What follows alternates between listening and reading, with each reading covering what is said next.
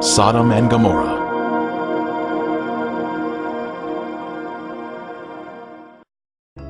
When the morning dawned, the angels urged Lot to hurry, saying, "Arise, take your wife and your 2 daughters, who are here, lest you be consumed in the punishment of the city." Lot, his wife and daughters, all fled from the terrible destruction of Sodom. Likewise, as it was also in the days of Lot, they ate, they drank, they bought, they sold, they planted, they built. But on the day that Lot went out of Sodom, it rained fire and brimstone from heaven and destroyed them all. Wicked men were punished by the Lord in a divine judgment of fire. The intense heat consumed the wicked cities and their inhabitants.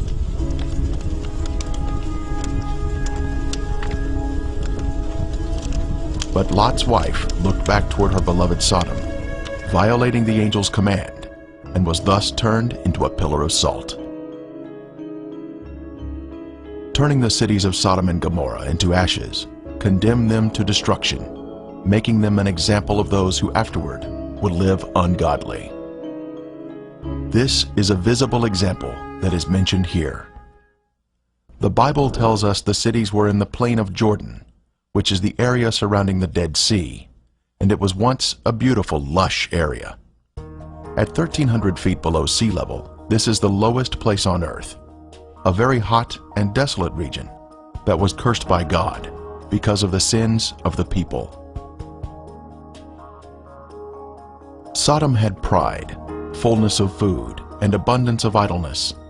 Neither did she strengthen the hand of the poor and needy. And they were haughty and committed abominations before me. Flavius Josephus, the 1st century Jewish historian, tells us, "There are still the remainders of that divine fire, and the traces of the 5 cities are still to be seen." Popular thought has it that the cities were later covered by the waters of the Dead Sea, but if Josephus could see the cities in his day, then we should be able to view them also, as the water level has, if anything, receded since his time. And the border of the Canaanites was from Sidon as you go toward Gerar, as far as Gaza, then as you go toward Sodom, Gomorrah, Admah, and Zeboim, as far as Lasha. The biblical description tells us the cities were spread out, forming a line along the Canaanite border, not grouped together in one area, as some may think. Driving along the coastal highway of the Dead Sea in Israel, one can soon see peculiar formations that are of a lighter color than the surrounding terrain. These are the ashen cities, destroyed by the wrath of God. These cities were consumed by intense flames, a supernatural heat that was directed by the hand of God. Today there is ash that is of lighter color than the surrounding mountains and terrain. As mentioned in the Bible, this is a desolate area where nothing grows.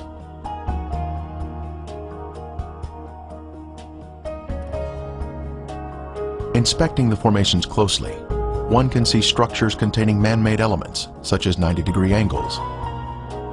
Even though the buildings were consumed by the fire, the remaining ash in these cities is comprised of a heavier material due to the inclusion of brimstone or sulfur, and still retains some of the original shapes of man-made structures. This stunning structure stands out as a singular formation with 4 sides, surrounded by a deep moat.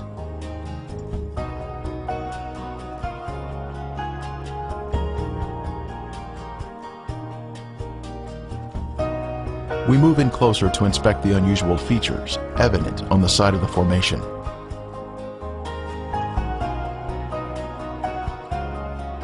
On the side of the structure, this swirling pattern is different from any type of sedimentary rock or soil that would normally contain horizontal, even layers.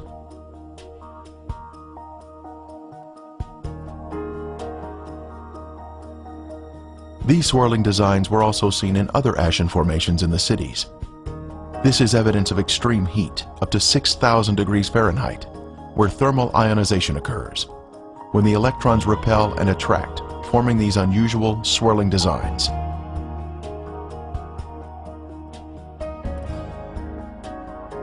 In Lot's day, this area was a swirling cauldron of death and destruction, rained down from the Lord in heaven.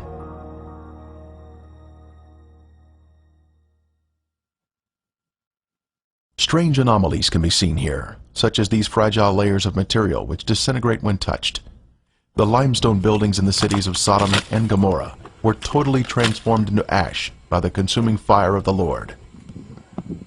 Evidence of this destruction is revealed in the white gypsum anomalies in the area, including unusual shapes of chalk-like material, which is not found in other parts of the country.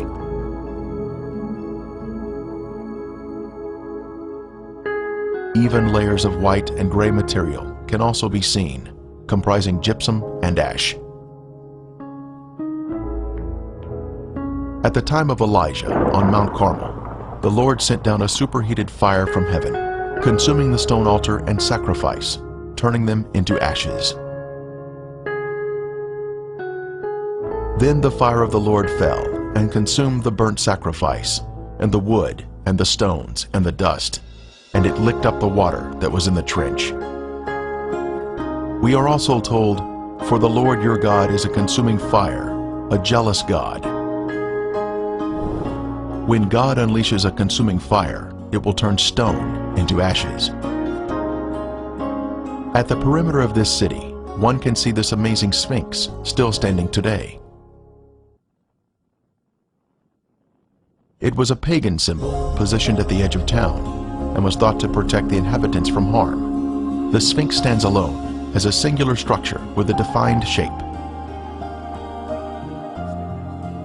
This particular Sphinx has an obvious demarcation between its base and the soil below it, another sign of a man-made structure placed on top of the soil. Later, we will see another Sphinx.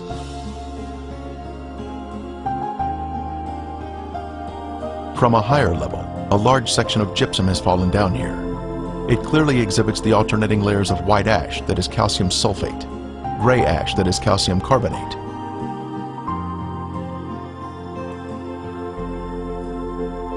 One can also find loose or powdery ash that is quite thick and has been deposited next to the formations. The ash is made up of calcium carbonate and calcium sulfate, which comes from the limestone buildings and the brimstone mixing together during the fire. In the formations themselves, some material can be gently raked off the surface with the slightest touch.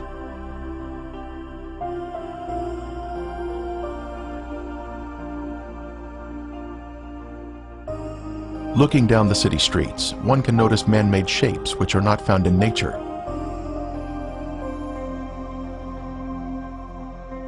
Here we see a building with square sides or 90-degree angles.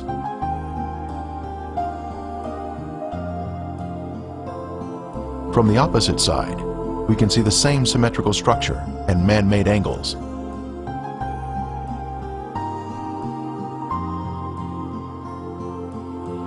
We can see the remains of walls that extended outward at 90-degree angles from the main structure.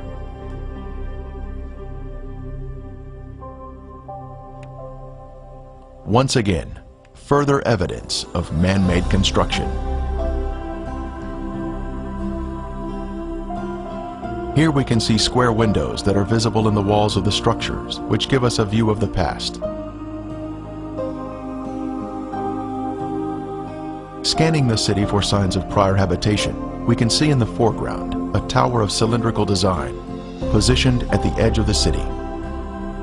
The remains have suffered greatly during 3,500 years of wind and rain erosion. Even still, there is the appearance here of streets and man-made structures.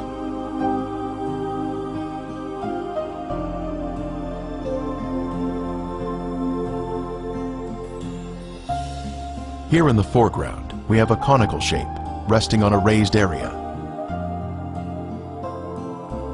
A short distance away, we see another similar shape.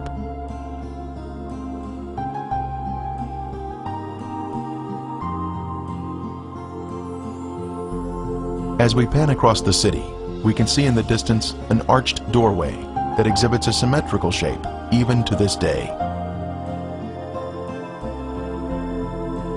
The whole land is brimstone, salt and burning. It is not sown, nor does it bear, nor does any grass grow there. like the overthrow of Sodom and Gomorrah, Admah and Zeboim, which the Lord overthrew in his anger and his wrath. More anomalies are found in the cities. In this case, we have a large hardened clump of material that we broke open, revealing layers of previously heated material, including gypsum crystals created by the combination of limestone and sulfur.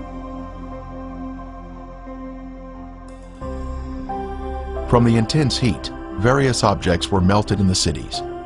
Here we have some material that was boiling on top, while the remainder of the substance pooled at the bottom, creating a solid base. A very unusual find here, but just another strange anomaly not found in other areas of the country.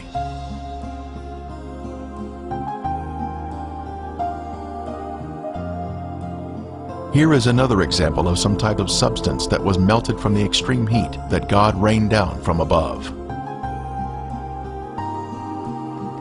Resting on the ground, we find an unusual layer of gypsum crystals.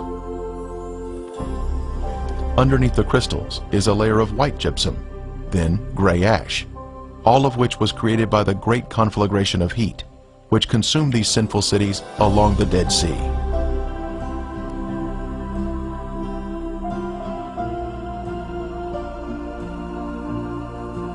Once again, we find more gypsum, this time in a circular formation of crystals, all radiating outward.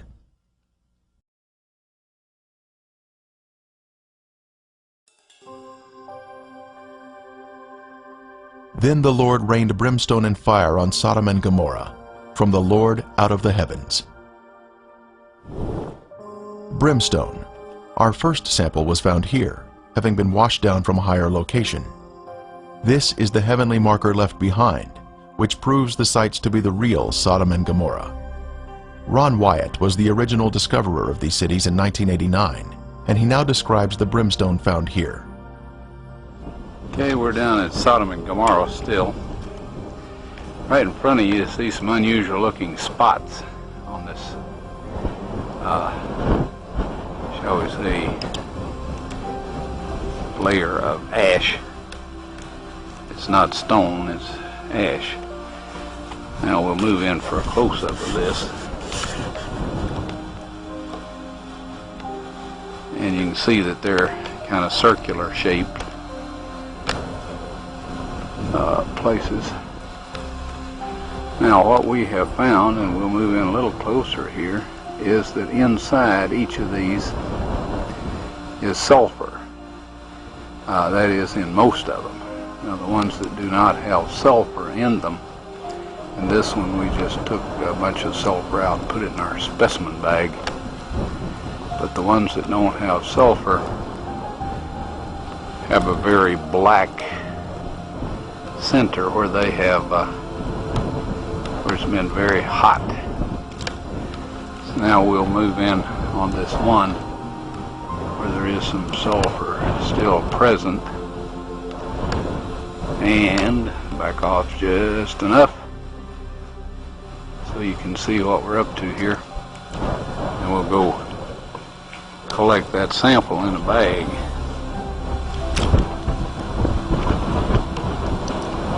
Before I started using this knife, it was very, very sharp.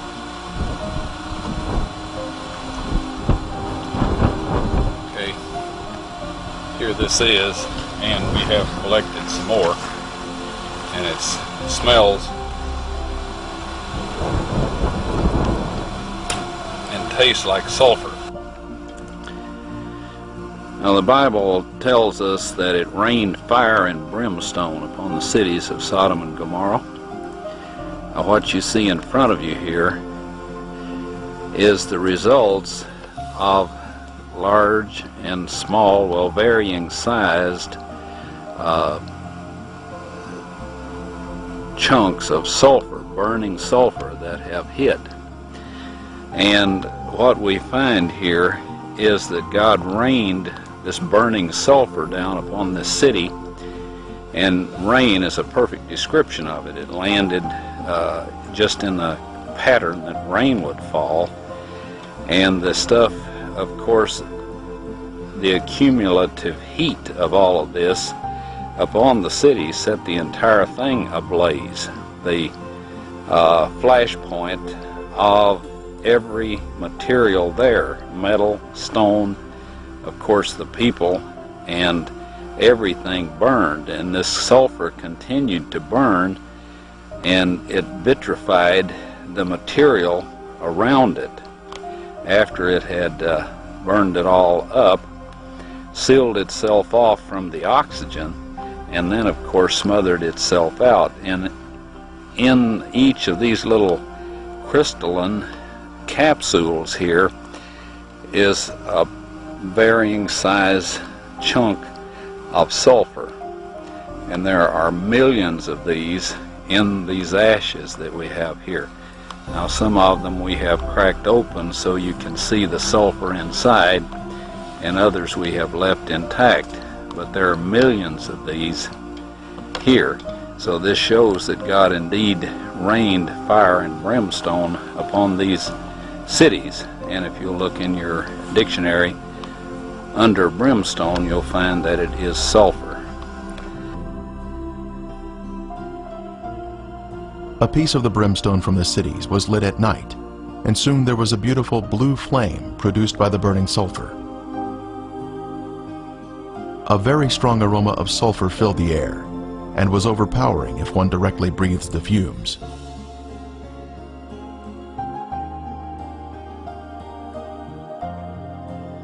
Exploring the cities further, more brimstone was found of various shapes and sizes.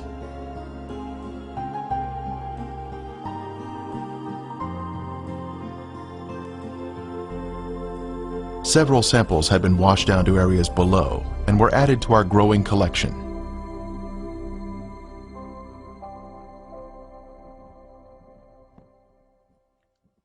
This brimstone is made of monoclinic, white sulfur that has been burned or cooked at a high temperature.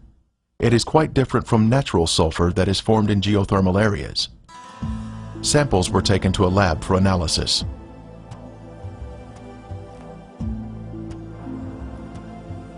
Each specimen was carefully separated and prepared for testing, with the outer portion cast aside.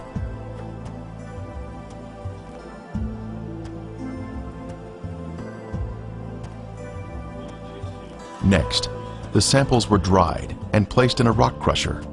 Then they were pressed onto a disc. Then they were loaded into a machine for the semi-quantitative X-ray analysis. Each sample was individually transported into the testing chamber for analysis. The results proved to be quite amazing.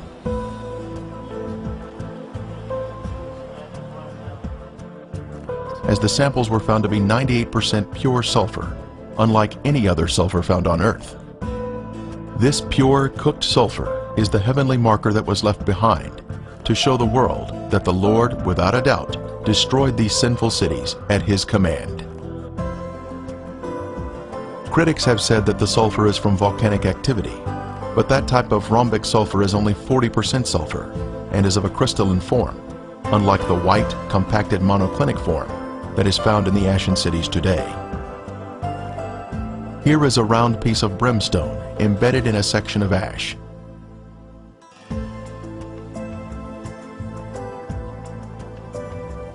Another clump of ash contains a piece of brimstone that has a burn ring surrounding the unburned sulfur inside.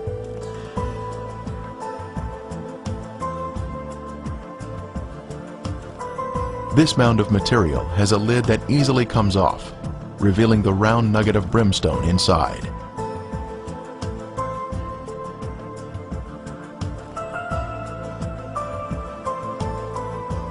As we gaze across the southern end of the Dead Sea, we can view the El Lisan Peninsula in Jordan. Apparently the city of Gomorrah extended over to this peninsula in the days of Lot. One can find the same white formations in this area. Ashen formations are seen, including walls extending out at 90-degree angles. We can also see clumps of gypsum scattered on the ground, like this one here. Brimstone is also found in this area. Incredibly, a Byzantine-era church was constructed here, as noted on this sign, built here because the area was known for its biblical significance.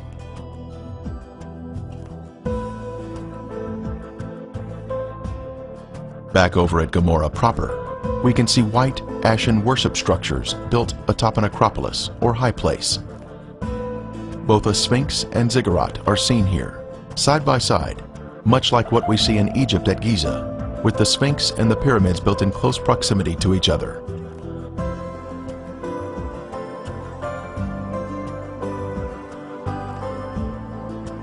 While inspecting Gomorrah, other visitors arrived to view the unusual formations.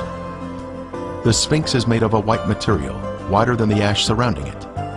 Perhaps it was built of more expensive components and dedicated to their pagan gods. The sphinx represented a god of protection, but even it was consumed in the flames. It is approximately 30 feet long and is quite impressive, both in its shape and size. Resting near it is the ziggurat, symmetrical in shape and also comprised of a special white material. Here we can see a ziggurat standing next to a symmetrical tower. Next, we can see an arched door between two pillars, and once again, another arched door. As we scan across the city, our eye notices a raised white formation in the distance.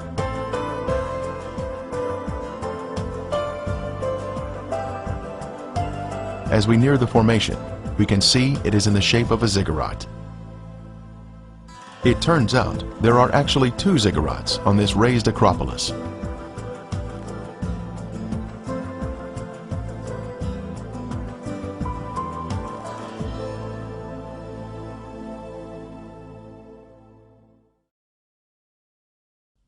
As we stood next to one of the ziggurats, our team found perfect specimens of melted brimstone, where the liquid from the burning sulfur had cooled down, forming a hard, crystalline shell around the unburned sulfur that was hidden inside.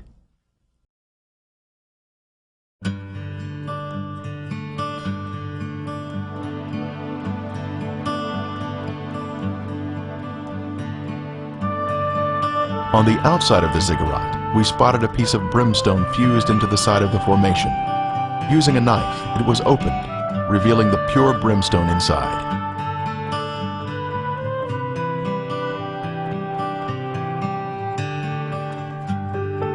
Resting on a ledge of the ziggurat, we see another sample of brimstone that was opened with a knife, once again revealing the pure sulfur inside.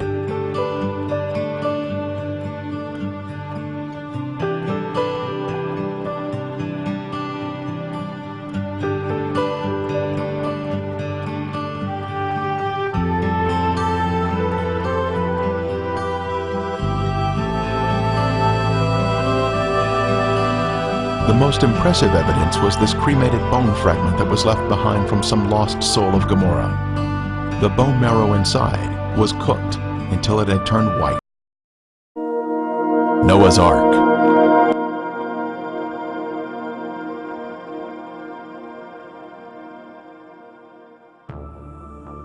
Before the Great Flood, the world had become filled with wicked men, so much so that the Lord decided to destroy the face of the earth.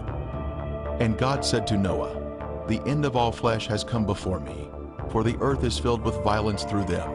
And behold, I will destroy them with the earth." The Lord chose Noah, a man of God, to build an ark in which the righteous would be saved along with some of the animals. Noah preached of conversion and repentance for 120 years, but only 8 people gave their hearts to the Lord and entered the ark. The rain came, and the people sought the safety of higher ground or the ark itself. But the angel of the Lord had closed the door of the ark, and it could not be opened. Probation had closed. It was too late. Death and destruction covered the earth. The thoughts of man were evil continually. God extended an invitation, but it was not accepted. This was a judgment of man. All the fountains of the great deep were broken up, and the windows of heaven were opened, and the rain was on the earth 40 days and 40 nights. So he destroyed all living things which were on the face of the ground.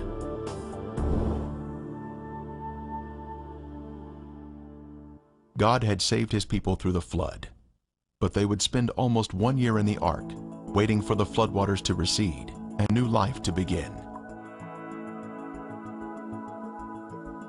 Noah and his family were anxious to leave the ark. Finally, Noah knew it was safe to leave. He offered a sacrifice to the Lord, and the Lord placed a bow of promise in the sky that he would never again destroy the earth with a flood. The Bible tells us where the ark of Noah came to rest. The ark rested upon the mountains of Ararat. But what is Ararat? The name Ararat, as it appears in the Bible, is the Hebrew equivalent of Urartu, ancient country of Southwest Asia mentioned in Assyrian sources from the early 13th century BC. This area included parts of eastern Turkey, Armenia, and Iran. Moses was not speaking of a specific mountain when writing Genesis. He was speaking of a country, Urartu. So the Bible was saying the ark came to rest in the mountains of the country of Urartu. In eastern Turkey, across the valley from Mount Ararat, is the site we will be visiting. This area was first photographed in an aerial survey conducted in 1959 by Francis Gary Powers.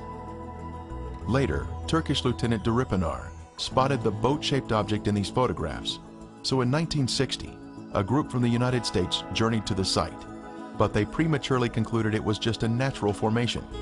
That same year, Life magazine featured photos of the site. Is there a historical record from ancient civilizations of Noah's Ark existing? Berosus the Chaldean wrote, "It is said there is still some part of the ship in Armenia, at the mountain of the Chaldeans, and some people carry off pieces of the bitumen, which they take away and use chiefly as amulets for the averting of mischiefs." Today, we can look at a map of Turkey and see this site listed as Nuhun Gemisi, or Noah's Big Boat. Making the trip to the site, we landed next to the very large Lake Van, which once hosted the ancient capital of Urartu named Tushpa, located along its shore. Heading out through the countryside, we see an extinct volcano.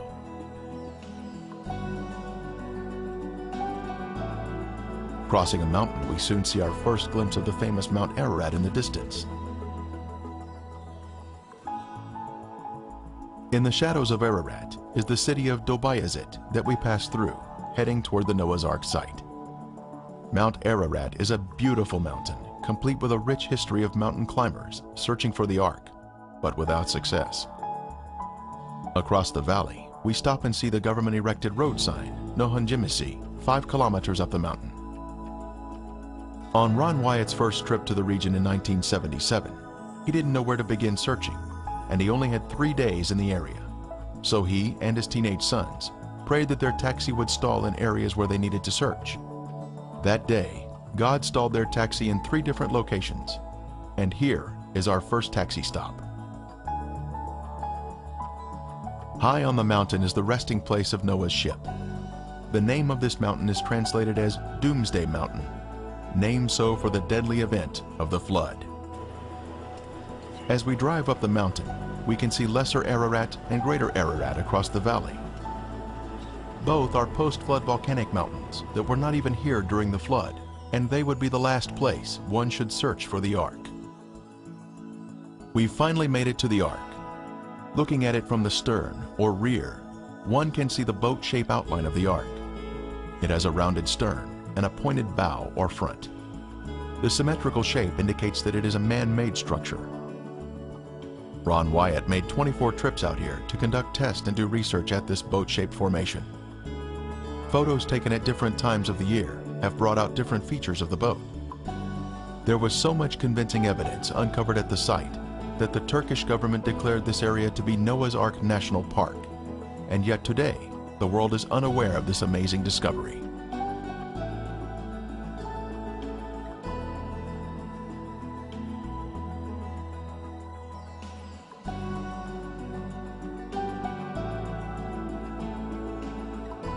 Using Google Earth, we can zoom in on the site with satellite imagery to see the Ark, and also the visitor center that was constructed by the Turkish government.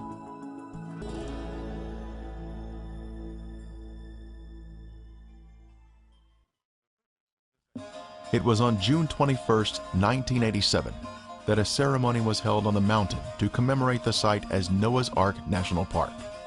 Dignitaries from around the country assembled to break bread and celebrate this wonderful find.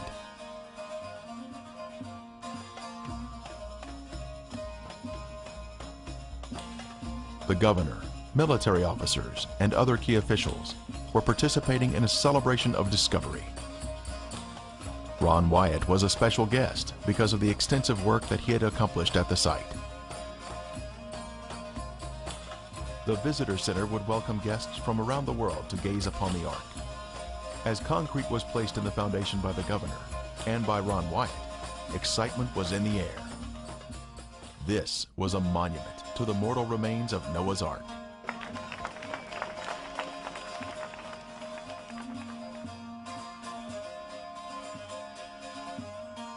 Noah's Ark was found.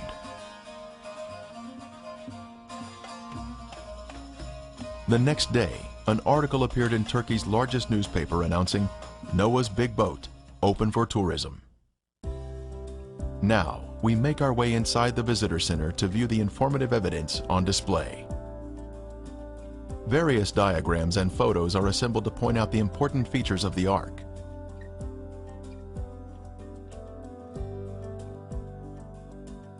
Specimens from the ark are also on display, including petrified wood and sea fossils from the area, which indicate this mountain is water-laid rock.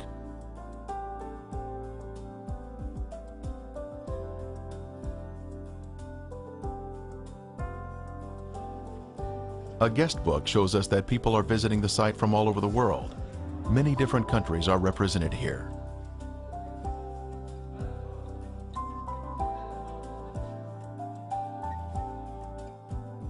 Hassan Ozer has worked in the visitor center since it opened. He has lived his entire life in a village here on the mountain, just above the ark, and has a great deal of history associated with the ark.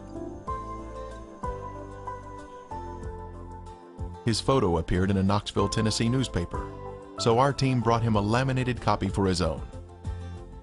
Hassan now tells us some interesting history about the ark formation. Tabii zaten biz gördük, biz de rivayete söyledik. Bu Nuh gemisi var ya, 1948 senesinde gece bir kayma deprem oldu. Sabahleyin baktık ki her taraf gitmiş. Nuh gemisi bir ada üstünde kalmıştır. Her akşam üzerinde bir elektrik lambası gibi ışık yanardı. Bilmece. In 48, there was an earthquake, and it was in the night time, and we just wake up in the morning and we see the earth was moved, and we saw the shape like an ark. De ki 1960 yıllarında Türk Hava Kuvvetleri'ne bağlı bir pilot tarafından bunun fotoğrafı çekiyor. Gidiyor Ankara'ya. 1960 yıllarında. 60 yıllarında. 60 yıllar söyle. Also, after that time, there was a light we could see in the night time in the up on the village. When we look down to the ark side, and people was believing that it's holy things, and when they come on to the next to the ark, this light is going off. You know, you cannot find. Nuh gemisi benim kendi şahsi olarak ben de hem inanıyorum hem de karar veriyorum. Çünkü neden? Her taraf gitti, Nuh'un gemisi o böyle ada gibi içinde kaldı. Her akşam üzerinde bir ışık yandı. Sarı, yeşil, kırmızı. Kimisi böyle bir ziyaret etmiş, bir türbe, kimisi bir hazinedir. Ama araştırma yapıldıktan sonra izin aradan kayboldu gitti, ben de inanıyorum. Sedat bir daha var, söyle onu söyle. He say that if in my personal thinking is well, I see after this earthquake there is a shape like an ark, and also there was a light which is colored light, green, yellow, and reddish lights we saw there, and lots of people were in the village. They were saying that's the holy place. Somebody says there is some gold, we should go dig it up and stuff like this. They say especially when you come next to it, it's going off. The light you cannot see anymore. But he said after the government confirmed that that's the Noah's Ark, there is no light anymore, and you know, that's make me think it is Noah's Ark. Legend that sounds like a fairy tale really become proven fact. Well, the search has been going on since biblical times, and in a moment you're going to meet some people who are positive they have found the Ark. Now, we know such claims have been made before, but a few months ago these people came to 2020 with some new and intriguing scientific findings. We followed them to the mountains of eastern Turkey, and what you'll see is a bizarre adventure with a host of unlikely characters. Tom Jarrell's story takes many twists and turns. That's the seductive beauty that brings them here, snow-capped Mount Ararat. The explorers looked for the Ark there since that's the highest point around here. And as the floodwaters receded, presumably that's where it would have landed. But the Bible describes the mountains of Ararat, mountains plural. Is it possible that the Ark came to rest on one of the smaller sister mountains to Ararat? The boat-shaped site was first found and photographed by a Turkish army captain back in 1959. It was quickly explored and dismissed as a freak of nature. But Wyatt, an amateur archaeologist, rekindled interest in it a few years ago. He brought in Dave Fassel, a marine salvage expert, to assess it. The Doomsday Mountain team brought in some high technology to explore the oldest legend of man. They began scanning their site with a molecular frequency generator. It's a device used by surgeons to pinpoint cancer tumors, and it's been used by Fassel to locate underwater treasure. This time, the molecular frequency generator began to pick up a unique pattern of iron lines beneath the earth. Okay, bring that one up. They began placing ribbons along those lines. The finished shape, outlined by the ribbons, was that of a huge ship, the approximate length and width of Noah's Ark, as described in the Bible. The fascinating field of ribbons soon attracted higher academic interest. That looks like iron. Okay. Dr. John Baumgartner, a physicist with Los Alamos Laboratories, sent samples back to the lab for analysis and confirmed that the metal they were tracing with the ribbons was indeed iron. With the width and the length known, the only remaining question was depth. By locating the depth of the hull, they could determine if the boat-shaped object had the cargo capacity described in the biblical Ark. To resolve this final issue, Wyatt and Fassel brought geologist Tom Finner to Turkey with his company's heavy-duty subsurface radar equipment. Gear like this located the black box cockpit recorder on the floor of the frozen Potomac River after the Air Florida crash. Suppose this rock were a foot or 2 feet underground. Would it give you a reading as to where that was? Could you locate it? Yes, we could. Is it possible that there will be a moment at which you'll say, this is a man-made object? The symmetry of the feature suggests it's about. I hope to prove that the underground structure is in fact that of a boat. It was here, several miles short of the boat-shaped site, that a waiting game began for Finner and the others. The party needed a final go-ahead from the Turkish government to complete their probe of Doomsday Mountain. Yeah. Anyway, we're going to hang in like smell on a skunk till there's nothing left to get this done. Hang in like the smell on a skunk. The Turkish government stopped the exploration. What now? Since we were there, Barbara, things have cooled down, and they've sent their own team of scientists in to take a look at this site. It's a very fascinating location. Ground-penetrating radar was used on the formation to see what is inside. The reflections created a picture of timbers underground. This diagram shows us some of the main structural elements of the Ark, including parallel and repeated patterns, indicating a man-made site. Indeed, there is something beneath that rock besides rock. A radar device developed by Geophysical Survey Systems in Hudson was used on the mountain. The device, called SIR, is used by energy exploration companies to analyze what's below the Earth's surface. According to SIR, something man-made is under Mount Ararat. This data does not represent natural geology. It's a man-made structure.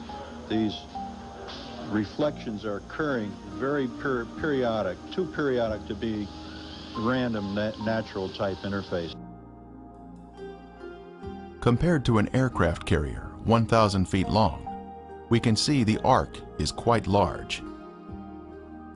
The Ark was a high-tech vessel that was designed to survive a catastrophic flood that would destroy the surface of the Earth. Complete with a keel, keelsones, and anchor stones, it was truly a work of art designed to save the human race from annihilation. The Bible tells us the ark was 300 cubits in length. The ark formation has been measured to be 515 feet long, which is exactly 300 Egyptian cubits. Moses, when writing the Genesis account, would have been accustomed to using the longer Egyptian cubit of 20.6 inches. The Bible mentions an earlier cubit, cubits according to the former measure. This references the Egyptian cubit, which was divided into 28 digits, making up the cubit rod. Many centuries later, the 18-inch Hebrew cubit was developed and implemented. At the Tel Megiddo in Israel, Solomon's gates can be measured to exactly 6 Egyptian cubits, showing further evidence of its early usage. One can easily see the rib timbers near the stern on the starboard side of the ark. This was part of the superstructure of the ark, much like ships are constructed today. Horizontal boards would have been attached to these vertical ribs. Here we can see vertical fissures between the ribs. These ribs run perpendicular to the mud flow around the structure, indicating once again man-made construction. Local village boys greet us as we take a look at the starboard side of the ark, which curves uphill toward the front of the ark. This side is predominantly buried in the soil.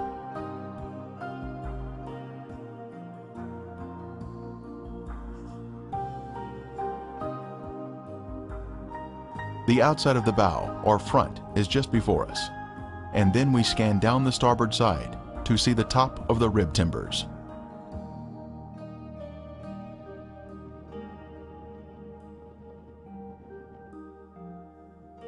In the distance, we can see Mount Ararat and Lesser Ararat. We now pan over to the port side of the ark near the stern. This side is less preserved, but we can see one large rib timber standing at attention. It has been beautifully preserved and has retained the curvature of the hull. From here we look toward the front of the ark, and we can see a large hole which was blown open in 1960, when the first group came here from the United States to inspect the site.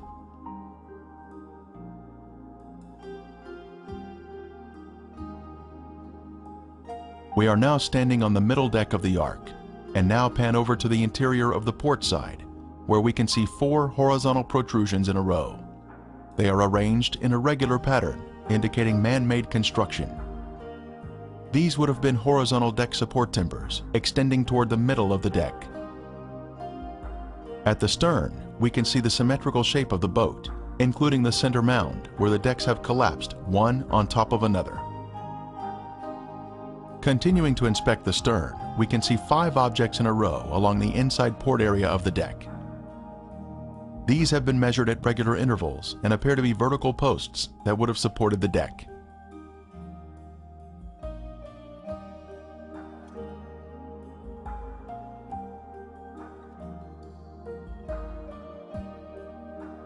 The ark originally came to rest higher on the mountain, but was pulled down to its current location amidst a lava or mud flow, which impaled it on this rock outcropping.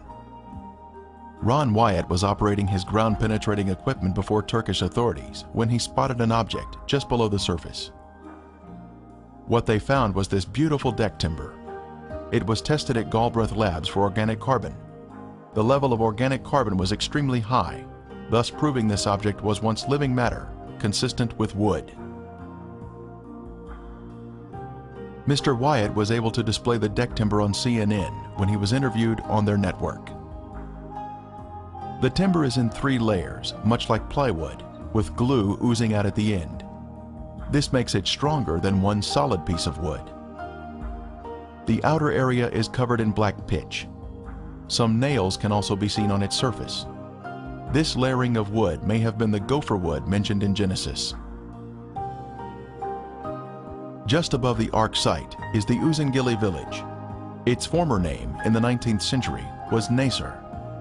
This pronunciation is similar to Nicer, a village that the Babylonian Berosus described as being near the ark site. Josephus in the 1st century said, "Its remains are shown there by the inhabitants to this day." This would tell us the ark would be in an accessible location. These local villagers would have had a tourist trade, accommodating visitors to the Ark. The visitors to the Ark would have stayed overnight here and would have bought souvenirs in the village. Evidence of this was discovered in 2000, when an archaeologist found this potsherd 20 yards from the Ark. On the concave side, it has a carving of a man using a hammer to drive a nail, much like Noah building the Ark. On the convex side, an ancient ink drawing shows a man releasing birds, matching the biblical narrative of Noah releasing a raven and a dove. This is just another piece of amazing evidence found here at the Ark site. Using radar equipment, Ron Wyatt discovered an open cavity on the starboard side of the Ark. Utilizing a core drilling technique, he was able to gain access to the interior of the Ark. Stunning evidence was pulled from the belly of the ship. Using an improvised long rake device, petrified animal dung was extracted from the hull. Next, cat hair was also pulled from the cavity. Then, a petrified antler was extracted. These are all items that one would expect to find in the bottom of the Ark. The Bible tells us the antediluvians were skilled in metalworking. Tubal-Cain, an instructor of every craftsman in bronze and iron.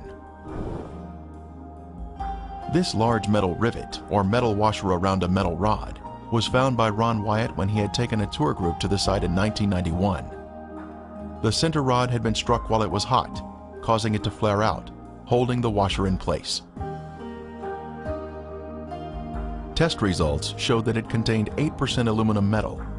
Aluminum metal is man-made, thus proving the site to be man-made. Skeptics have said Mr. Wyatt was lying about the testing, but was he really? When the Ark Discovery International team was at the Ark site, they used a metal detector to locate metal fittings on the Ark. This is a crescent-shaped piece of metal that had been a circular washer in its better days and was found near the bow on the port side. A portion of it tested at Galbraith Labs in Tennessee, and the results were stunning. It was 8% aluminum metal, just as Ron Wyatt's test had revealed. The test additionally showed a small amount of titanium metal that is also man-made.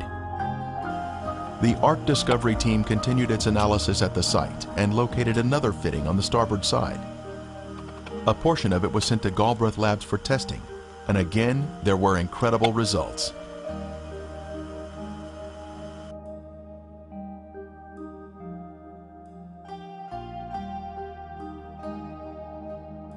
It contained 8% aluminum metal, 1.3% titanium metal, plus 3.8% magnesium metal, all indicative of the Ark formation being a man-made structure. The Encyclopedia Britannica tells us, because of its chemical activity, aluminum never occurs in the metallic form in nature. These unique metal components are special markers that were left behind, which prove the site is without a doubt a man-made structure utilizing high-tech construction techniques consistent with what we should find in Noah's Ark.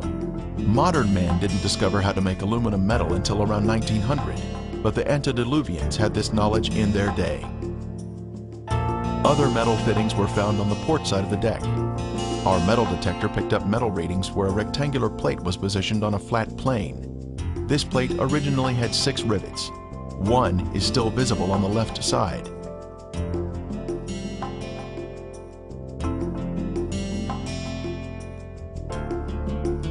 Other metal fittings can be seen around the Ark in various locations.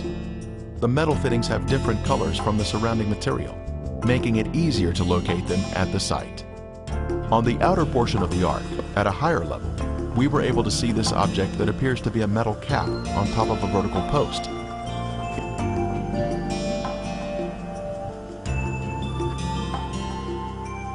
It has an X impression embossed in the center of it. The left side of the cap is missing, but the top and this immediate side are still affixed to the post. The X impression is indicative of a man-made structure with the 90-degree angles. Our second taxi stop is the village of Kazan, where large anchor stones can be found that once hung from the rear of the Ark. Just down the valley from Noah's Ark, we come to the village of Kazan, where portions of the Ark's directional system were released, thus allowing the Ark to float more freely. This village was known as the Place of the Eight, named so for the 8 survivors of the flood. This is the first area that Noah and his family lived after the flood. The large anchor stones were hung from the rear of the ark to keep the rear facing oncoming waves. It created a type of resistance in the water, allowing the rounded rear of the ark to fend off powerful waves that would critically damage the ark if struck broadside. This is our first anchor stone. Measuring 11 feet in height, with 4 feet embedded in the ground, it is actually the largest and most beautiful anchor stone found to date.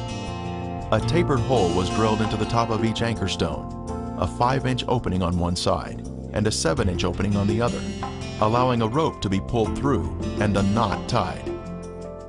It was designed to be lifted while in the water when it would weigh less, thereby preventing the top from breaking off. The most striking feature is the crosses that have been carved on the anchor stone. Early Christians came through this area and recognized these objects as biblical items from the ark. They carved crosses on these anchor stones, representing Noah and his family. The largest cross here represents Noah and is of the Crusader style. The diamond shape with a cross above was Nimrod's sign when he was alive. The diamond represents the ark that he took credit for. Then the vertical line is the pathway to heaven, with the crossbar representing heaven. The Egyptians had an adaptation of this symbol called the Ankh. Smaller anchor stones or drogue stones can be found near the Mediterranean. This is one of the largest you will ever see outside the Noah's Ark area. The next anchor stone is partially buried in the ground with 5 crosses. The largest cross represents Noah. The next smallest, Mrs. Noah. Then the 3 smallest are the sons of Noah. At the bottom is a possible image of the Tower of Babel, which was built around 200 years after the flood by Nimrod and his rebellious followers. This particular stone has 7 crosses, with the 8th having been removed at some point in time.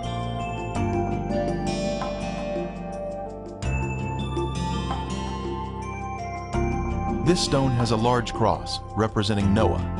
The next smaller cross on the bottom left is Mrs. Noah.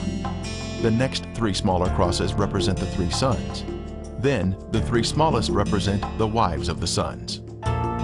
This stone does not have any carvings on it, but it does have a hole drilled through the top.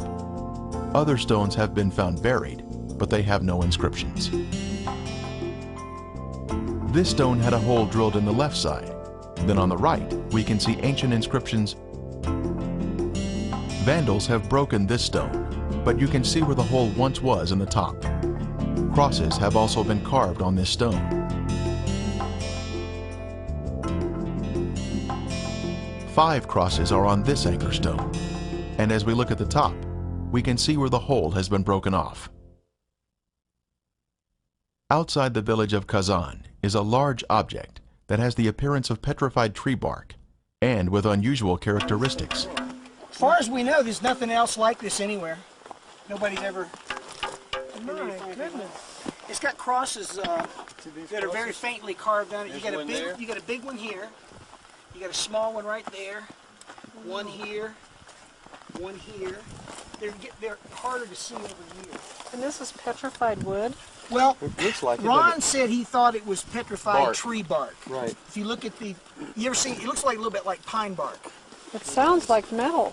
Why would the anchor stone be wood? This isn't an anchor stone. Oh, I see. This was just like something that was on the ark, right? I believe. Well, Ron theorized that this might have been the or part of the cover. You remember at one point it says, and Noah came out of the ark and he took the cover off, or he threw the cover off.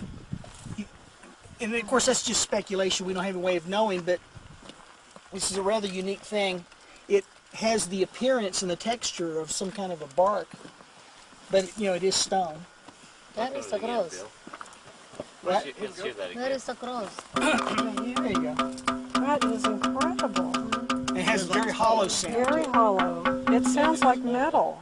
But it's just a... Well, it's just, that's its harmonic ring. Right. Yeah. Harmonic resonance, you're right. Yeah. But not many stones that do that. That's true. With the sun coming out. Well, I think there's 8 crosses on it. We've been able to find 7. I think there's an 8th one up there. Our next taxi stop is the home of Noah, near the village of Kazan. This photo was taken in 1977 by Ron Wyatt, showing the walls of Noah's home. Since then, all the walls have been torn down by local treasure seekers. In the front yard stood this large tombstone. On the tombstone was a drawing of 8 people and a boat on a wave. The second largest person was looking downward with their eyes closed. This indicates that this was Mrs. Noah's tombstone. After Mr. Wyatt showed this to someone, that person later hired others to exhume Mrs. Noah's 18-foot sarcophagus. Its depression in the ground is still visible today. Her jewelry was later sold on the black market for millions of dollars. Extending out from Noah's house are these ancient stone fences for containing animals. In Genesis, we are told that Noah practiced husbandry. In this case, we can see signs of animal husbandry. Some fences are more prominent than others, but they are all in straight lines. Uphill, behind Noah's home, is this large altar that he would have used to sacrifice animals to the Lord. It is approximately 10 feet in diameter and has a cube-like shape.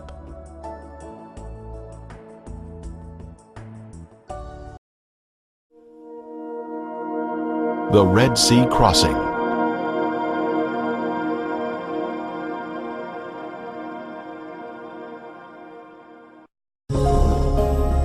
Egypt is steeped with a grand history of ancient science, technology, and beautiful structures. But is there evidence of the children of Israel ever living there? Many years ago, this large stone was discovered in the first cataract of the Nile on Elephantine Island. The inscription states, "For 7 years, there had been no satisfactory inundation of the Nile. As the result of this, grain of every kind was very scarce.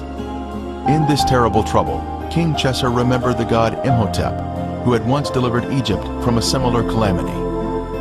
Imhotep can be found in Egyptian history in many places, and it appears he was a sage who was elevated to a god over a period of centuries after his death.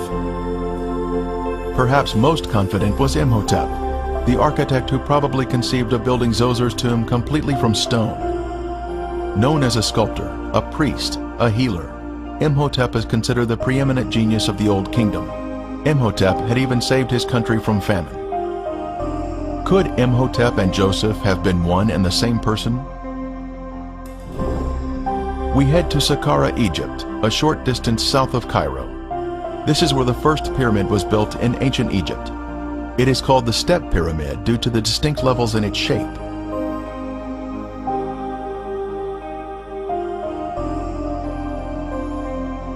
We can see where a smooth veneer layer of limestone had once been applied over the brick, creating a smooth surface, but most of it has since been removed. Here is where we find the statue of Pharaoh Zoser, under whom Imhotep served. It was on the base of this statue of Zoser that Imhotep was mentioned as a man, not as a god. He was first after the king, with his cartouche shown here. At the complex of buildings, the main hall is of importance to us. It was here and in other locations in Egypt that Joseph saved his country from famine. Then Joseph said to Pharaoh, "Indeed, 7 years of great plenty will come throughout all the land of Egypt, but after them, 7 years of famine will deplete the land." In Joseph's day, as one entered the building, they would make their way down this hallway to purchase grain. There would be many cashiers available for customers of various languages to trade for the much-needed food. The famine was all over the face of the earth, and Joseph opened all the storehouses and sold to the Egyptians. As we exit the hallway through the area in the rear, we see over on one side a series of deep structures where grain was stored underground during the 7 years of plenty. Then over the next 7 years, it was sold to the Egyptians and visitors from other countries. A system of vertical underground silos created a cooler environment for the grain to be stored. This was the design of the genius, Joseph. When grain was removed from storage, the oldest grain was carried up by way of this long descending stairway. The grain silos were interconnected via tunnels, which allowed the grain to flow down to a central exit point located at the bottom of this stairway. A record of this event of removing the grain can be seen on hieroglyphics such as this at Thebes, showing the sacks of grain being carried up the stairs from the granaries. Another example of this can be seen at the tomb of Iti. As a way to honor the Lord of Heaven, Joseph built this first pyramid in Egypt at Saqqara to show his thankfulness to the Lord for honoring him and saving the Egyptian people from famine. In that day, there will be an altar to the Lord in the midst of the land of Egypt. Centuries later, many other great pyramids were built in Egypt, following the lead of Joseph or Imhotep. The children of Israel were living in the best of the land of Ramses, as Pharaoh had commanded. This area is the fertile Nile Delta in northern Egypt. And Israel dwelt in the land of Egypt, in the country of Goshen. This also describes the fertile Nile Delta. The Nile Delta is shown here at the northern termination of the Nile, full of lush vegetation, in contrast to the surrounding desert. On the night of Passover, the firstborn in each Egyptian home died in the final plague. Then the children of Israel left Egypt that same day. And the children of Israel journeyed from Ramses to Succoth.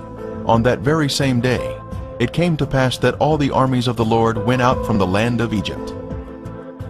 On the day of Passover, the children of Israel crossed the canals of the Nile and became an organized unit at Succoth. They had left the country of Egypt proper, but they were still in territory controlled by the Egyptians. So God led the people around by way of the wilderness of the Red Sea. The wilderness of the Red Sea is what we call today the Sinai Peninsula, which is surrounded on two sides by the Red Sea. It was through the northern region of the peninsula that they traveled day and night, making their rapid escape from the hands of Pharaoh. During the day they were shaded by the pillar of cloud that would have also provided moisture for them. At night, the pillar of fire would have given them light for their journey.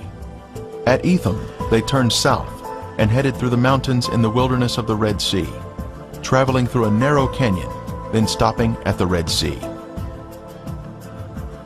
This expanse of water is called the Gulf of Aqaba today, but in Moses' day, it was called the Red Sea.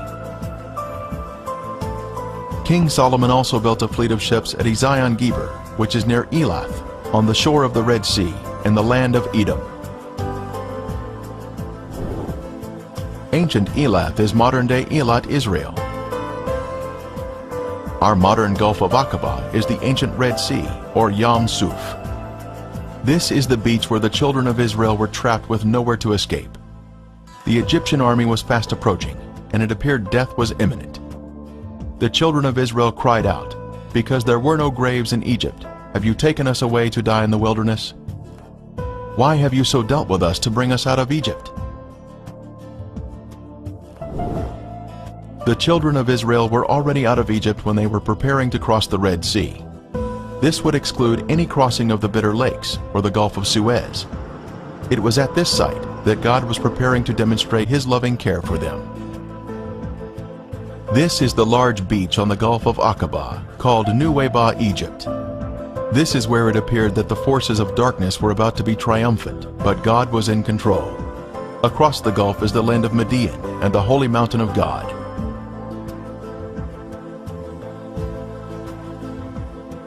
They were to camp between Migdol and the sea, Migdol meaning a fortified city or tower. At the north end of the beach are the remains of an ancient fort, still partially standing today. It was once a 3-story structure, capable of housing hundreds of Egyptian soldiers who could have prevented any northern escape from the beach. The location is precisely at the narrowest point of land, between the mountains and the sea, in order to control the movement of travelers through the area. The fortress today is receiving a fresh coat of stucco, which is unfortunately covering up the original stone blocks. At the front of the fortress, we were able to see the stonework that formed the entrance into the structure.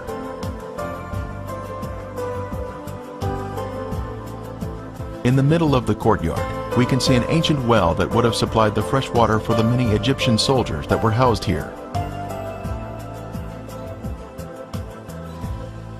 Outside, we can see how tall the structure had been in its former days, a full 3 stories in height. Another description of the location for the Red Sea crossing was Camp before Pi-Hahiroth, which means mouth of a hole or canyon. As the children of Israel entered the beach, they had made their way through a system of canyons or wadis and encountered this beach at the Red Sea. The Bible tells us, "They are entangled in the land, the wilderness hath shut them in." They had finally made it through the canyons that snake their way through the mountains, but now they were trapped on the beach. And the angel of God who went before the camp of Israel moved and went behind them, and the pillar of cloud went from before them and stood behind them. So it came between the camp of the Egyptians and the camp of Israel. It was here that the pillar of cloud blocked the Egyptians from advancing toward the children of Israel. For there was on each side a ridge of mountains that terminated at the sea, which were impassable by reason of their roughness, and obstructed their flight. There must have been excitement as they reached the beach at the sea, but that soon turned to gloom as they discovered their plight. They were trapped on the beach, awaiting their death at the hands of Pharaoh. From the middle of the beach, we can see the opening of Pi-Hahiroth in the distance, but we head south in order to locate an amazing marker here at the beach. Near the road, we see this large pillar. It had fallen down and was lying in the edge of the water, but today it is about 500 feet from the sea and has been set in concrete.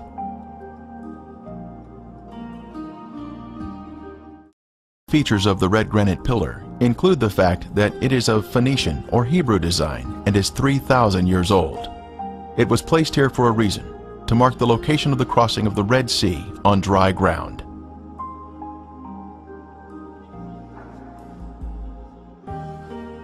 This pillar is even mentioned in the Bible, a pillar to the Lord at its, Egypt's border. At the south end of the beach is where we can see the pillar. A matching column on the other side of the Gulf in Saudi Arabia was found by Ron Wyatt in 1984 and was shown to Saudi authorities.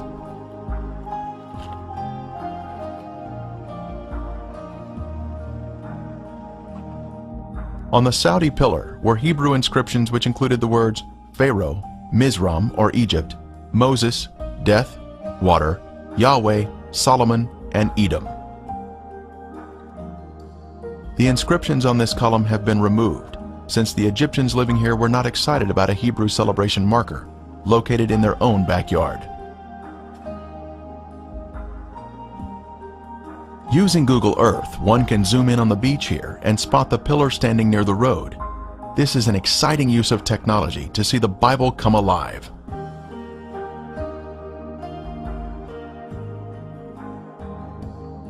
A short distance downhill, we come to the edge of the water where a wonderful miracle took place, where the Lord provided protection to His people, even though they were angry and complaining. Are you not the one who dried up the sea, the waters of the great deep, that made the depths of the sea a road for the redeemed to cross over? For centuries, this beach has been named for the crossing of the Red Sea at this exact spot. On Google Earth, we can see the name Nuweiba at this point on the beach. This older, detailed map reveals to us the complete name of the beach. Nuweiba is short for Nuweiba al-Muzayina. The name on this beach, Nuweiba al-Muzayina, gives us confirmation that we are in the correct location. The translation of that name means waters of Moses opened. This is where the waters opened by the hand of God. We have confirmation that we are at the correct location. Moses once stood here with the children of Israel, and the water was opened before them by the hand of God. An amazing testimony of truth. Depth charts of the Gulf of Aqaba show the Eilat Deep to the north and the Aragonese Deep to the south. Between these two deep areas is a path through the sea. Investigations have revealed artifacts which confirm our previous conclusions about the site. The seafloor is smooth and contains gradual contours. Our first artifact to inspect is this chariot wheel that still has 3 of its 4 spokes, plus the hub is extending upward. We see 90-degree angles here, which are a sign of man-made structure. The Lord looked down upon the army of the Egyptians, and he took off their chariot wheels.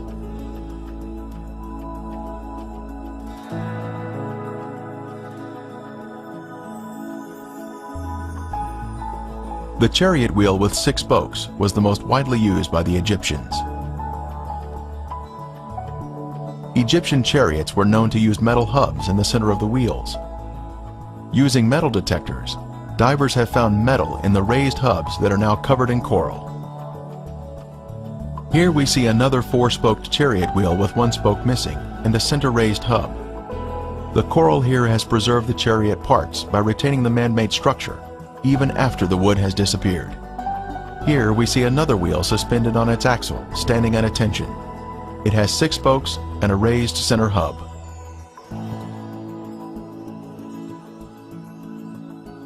Ron Wyatt made many dives here and located many artifacts.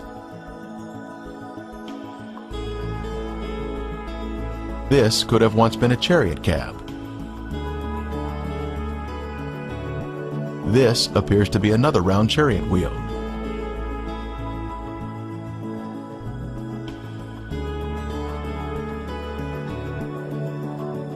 Horse remains have also been found here, such as this shrunken hoof. Horses are not in the Sinai Peninsula today. Human remains have also been found, such as this coral-covered femur bone on the right. Lab tests confirmed that it is in fact bone.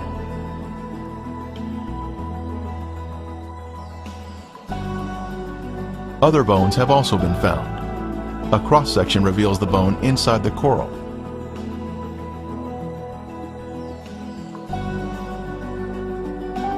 Here we see a chariot wheel standing on its axle in this old 1978 footage shot by Ron Wyatt.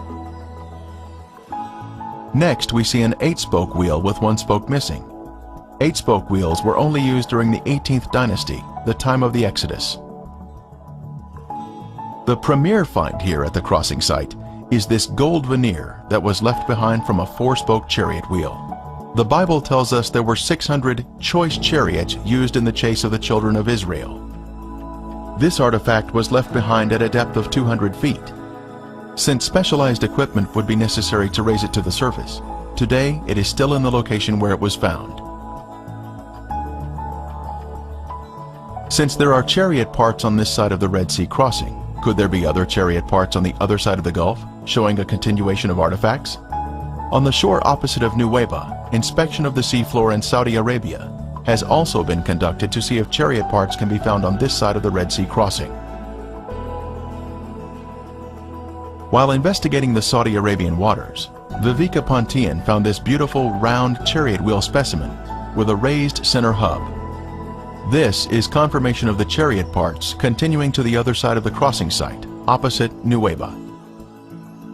By confirming the location of the Red Sea crossing, one is then able to conclude without a doubt that the real Mount Sinai must be over in Saudi Arabia, in Midian, just as the Bible said.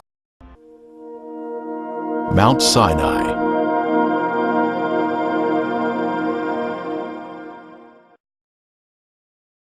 At age 40, Moses killed the Egyptian and was forced to flee for his life. Moses fled from the face of Pharaoh and dwelt in the land of Midian. Now Moses was tending the flock of Jethro, his father-in-law, the priest of Midian, and he led the flock to the back of the desert and came to Horeb, the mountain of God. Older maps will reveal that Midian is in northwest Saudi Arabia. This is where we should find the mountain of God today. Moses was tending sheep when he encountered a mysterious burning bush that was not being consumed. The Lord said to Moses, "When you have brought the people out of Egypt, you shall serve God on this mountain." Paul, in the New Testament, told us the location of Mount Sinai in Arabia. Josephus told us Mount Sinai is the highest of mountains in the region of the city of Madian. This is our destination, the real Mount Sinai in Saudi Arabia, and is named today Jebel al-Lawz.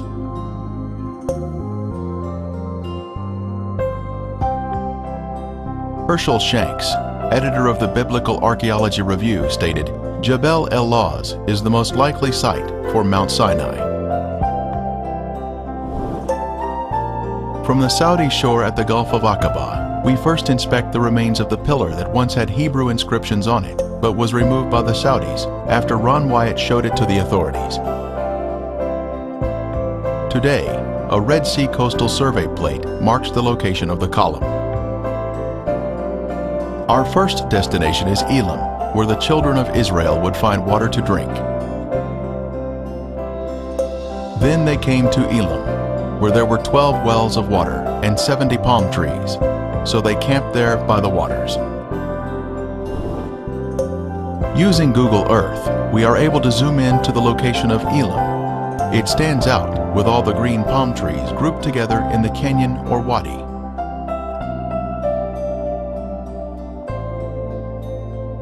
On the ground, we can see the circular wells still in operation today. Of course, there are more than 70 palm trees here today, but amazingly, 12 wells are still here at Elim.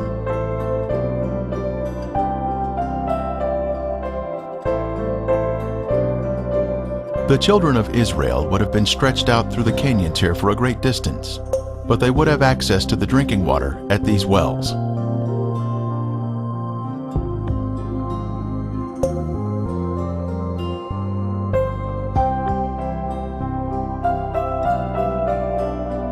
And they journeyed from Elim, and all the congregation of the children of Israel came to the wilderness of Sin, which is between Elim and Sinai. Next, the children of Israel traveled through the wilderness of Sin and murmured against Moses. The Lord lovingly provided them with manna every day, except the Sabbath.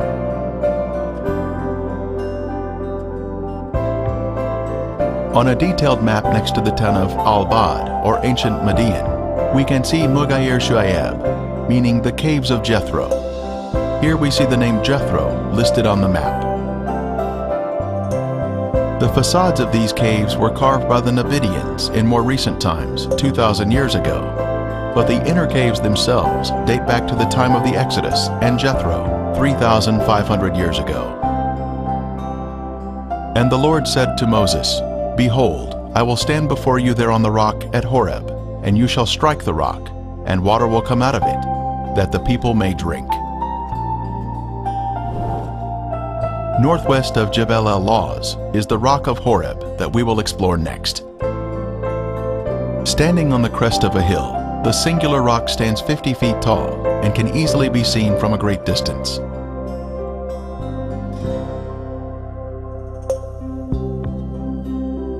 As the people complained once again, asking for water, the Lord heard their cries, and he commanded Moses to strike the rock.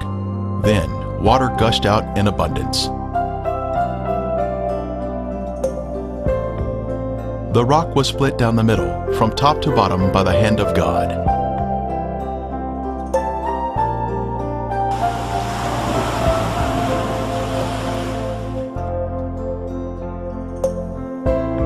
Erosion can be seen around the rock from millions of gallons of water flowing out into the nearby camp.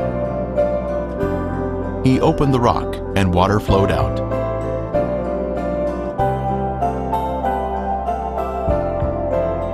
The fissure is so large, one can walk through the split in the rock.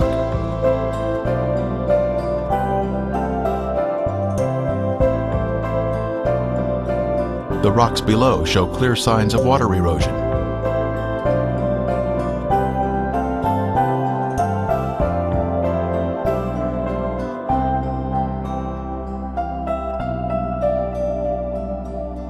And Moses built an altar and called its name, The Lord is my banner.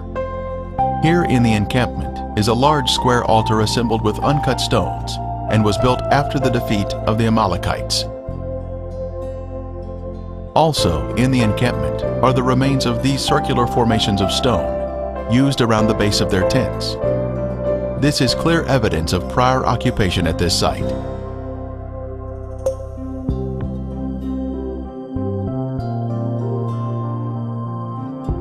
Our next destination is Jebel al-Lawz, or Mount Sinai, the mountain of God. As we pan across the mountains, we see the peak of Mount Sinai that was burned by the presence of God.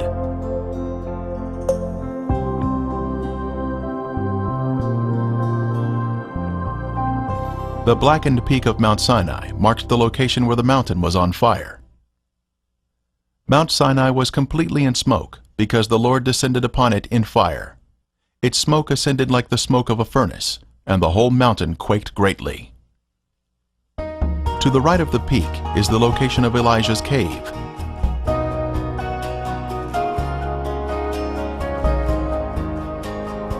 It is extremely rare for anyone to obtain video of the mountain, since entering Saudi Arabia is very difficult, and they are guarding this mountain from those who would photograph it.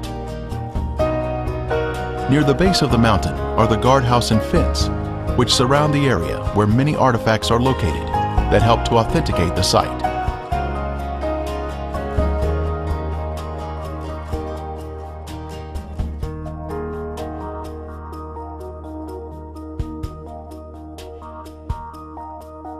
This Saudi sign states, "Archaeological area, warning, unlawful to trespass. Violators are subject to penalties passed by royal decree." Using Google Earth, one can zoom in and see the guardhouse and fence, which are next to the sign. In the encampment area are many inscriptions, including this wonderful image of a menorah, which is undoubtedly the oldest ever found.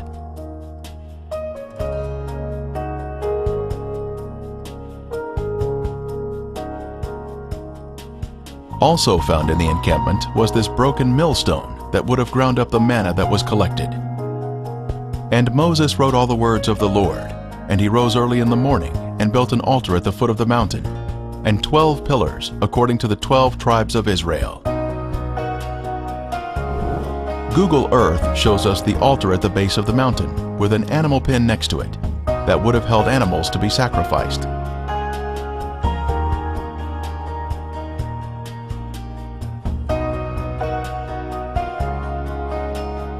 Here we can see an entrance into the animal pen. The remains of pillars are in this area also.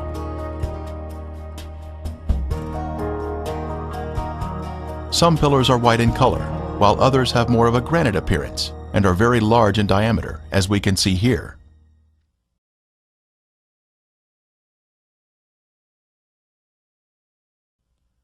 From this same area, one can look upward and see the burned and blackened peak. The rock has literally been burned from the intense heat. When Moses was on the mountain with God, a golden calf was built in the camp by a rebellious group. As Moses was descending the mountain, he saw the people dancing around the golden calf. Here we can see the encampment from the mountain and the location of the altar for the golden calf.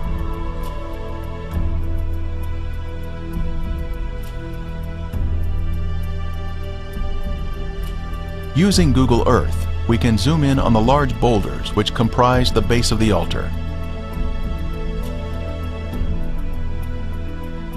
On the ground, we can see the massive large boulders and the fence erected by the Saudi authorities in an effort to preserve this site. Again, we have the government sign warning visitors to keep out. It was on top of these large boulders that the golden calf was placed. 11 of the 12 tribes, save the tribe of Levi, danced around the golden calf in rebellion to God.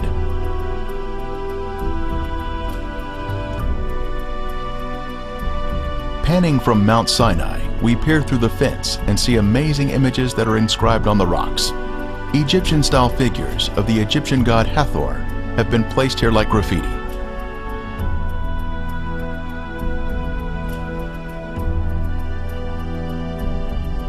The bull was placed in high esteem in Egypt, where the children of Israel had just left. so they created images that came natural to their rebellious heart.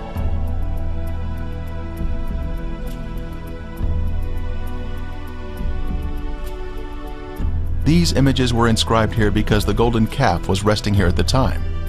These inscriptions are unique to Saudi Arabia, according to a Saudi archaeologist.